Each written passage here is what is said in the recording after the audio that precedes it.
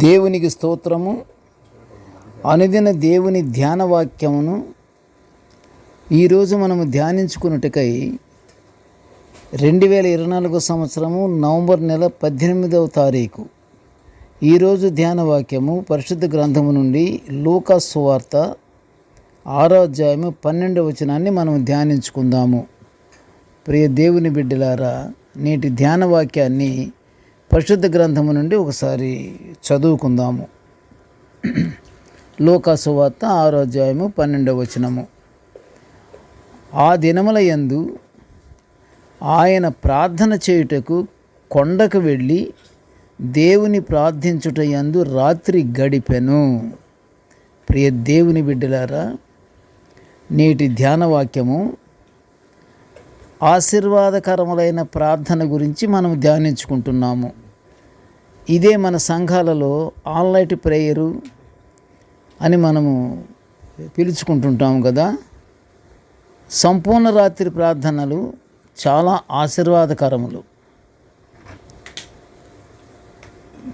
చీకటి రాత్రులు దుఃఖము, భయము, వేదనలు తొలగిపోవాలంటే రాత్రంతా ప్రార్థన చేస్తే గొప్ప ఫలితాలు ఉంటాయని పరిశుద్ధ గ్రంథము సెలవిస్తుంది. హృదయపూర్వక ప్రార్థనలు చేస్తే మానవుని పరిస్థితే పూర్తిగా మారిపోతుంది. దేవుని ఆజ్ఞలకు లోబడి జీవించాలి. అలా జీవిస్తుంటే దేవుడు తప్పకుండా మన ప్రార్థనలు వింటాడు.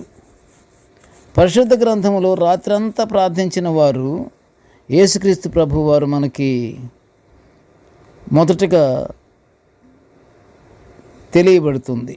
అంతేకాదు, యాకోబు కూడా, ఇంకా సమూయేలు కూడా, వీళ్ళంతా రాత్రంతా ప్రార్థనలో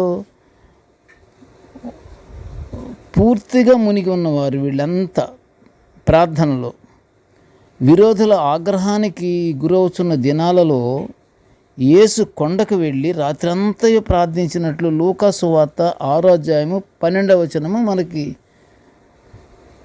తెలుస్తుంది. యాకోబుతో ఒక నరుడు తెల్లవారు వరకు పోరాడి తెల్లవారుచున్నది నన్ను పోనిమని ఆ నరుడు అడుగగా, అలా కుదరదు, నన్ను ఆశీర్వదించమంటున్నాడు. నన్ను ఆశీర్వదిస్తేనే నిన్ను పోనివను అంటున్నాడు యాకోబు.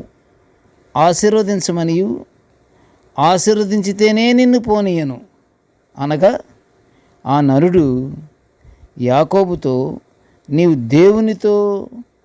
దేవునితోనూ మనుషులతోనూ పోరాడి గెలిచితివని ఇక మీదట ఇశ్రాయేలుగా నీవు పిలువబడతావు అని చెప్పి యాకోబును ఆశీర్వదించినట్లుగా మనకి తెలియచున్నది. రాత్రంతా దేవునితో పెనుగులాడిన యాకోబు ఆశీర్వాదం పొందుకున్నట్లు ఆదికాండము 32వ అధ్యాయం 24వ వచనంలో చూస్తున్నాము. సమూయేలుకు దేవుని వాక్కు ప్రత్యక్షమై ఇది రెండో అంశం. మూడో అంశం, ఒకటేమో యేసు ప్రభు వారు రాత్రంతా ప్రార్థన చేస్తున్నారు. రెండోదేమో యాకోబు రాత్రంతా పెనుగులాడుతూనే ఉన్నాడు ఆశీర్వదించమని. కానీ చిట్ట చివరకు యాకోబు ఆశీర్వాదాన్ని పొందుకున్నాడు. అలాగే ఇక్కడ సమూయేలు ప్రవక్త కూడా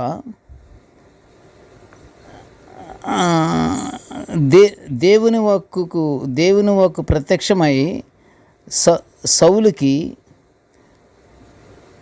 నన్ను అనుసరింపక సౌలు నన్ను అనుసరింపక వెనుక తీసి ఉన్నాడు, అతనిని రాజుగా చేసినందున దేవుడు పశ్చాత్తాపపడినటువంటి విషయాన్ని సమూయేలు విని ఆ రాత్రంతయు దేవునికి మొరపెట్టి సౌలును వెదకి దేవుని కోపాన్ని సౌలుకు వివరించాడు. ఏం వివరించాడు? సౌలుని రాజుగా చేసినందుకు దేవుడు బాధపడుతున్నాడు అని ఆ మాట సౌలు చెవిలో పడేసేంత వరకు సమూయేలు వదల్లా. రాత్రంతా వెతుకుతూనే ఉన్నాడు. అంటే రాత్రుల్లో ప్రార్థనలు, రాత్రుల్లో వెదకటాలు, దేవుని వెదకటాలు, దైవజనులని వెదకటాలు, ఇవన్నీ ఆశీర్వాదాలు పొందుకుంటానికనే మనకి ఇక్కడ తెలుస్తుంది. అప్పుడు అలాగున తప్పిపోయిన సౌలు కొరకు రాత్రంతా సమూయేలు పరితపించి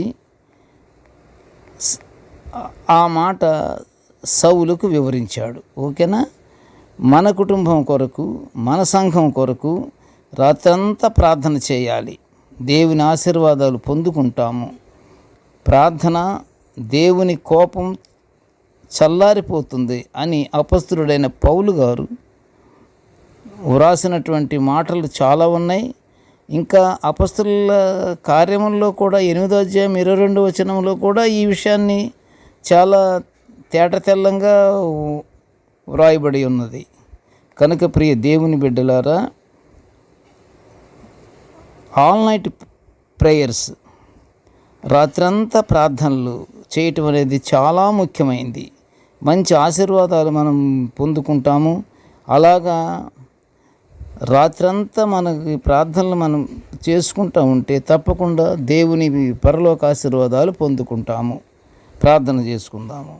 కృపగల నాయన, జీవముగల తండ్రి, నీ పాదములకు స్తోత్రములు తండ్రి. నీ యొక్క నాయన దివ్యమైన వాక్యాలను మేము నిత్యం ఇలా ధ్యానించుకునే గొప్ప భాగ్యాన్ని మాకు అనుగ్రహించినందుకు నీ ఘనమైన స్తోత్రములు తండ్రి. నాయన, నేటి ధ్యాన వాక్యమును వినుచున్న ప్రతి బిడ్డను ఆశీర్వదించయ్యా. మేము నాయన నిత్యము రాత్రనక పగలనక ఎల్లప్పుడూ తండ్రి ప్రతి సమయమందు దేవా నీకు ప్రార్థించుకునే గొప్ప అవకాశాన్ని, గొప్ప భాగ్యాన్ని మాకు అనుగ్రహించి మమ్మల్ని ఆశీర్వదించమని నాయన ఈ మనలన్నీ యేసయ్య నామమున వినయముగా వేడుకొనుచుంటున్నాము తండ్రి. ఆమేన్. దేవుడు మనల్నందరినీ బహుగా దీవించుగాక. ఆమేన్.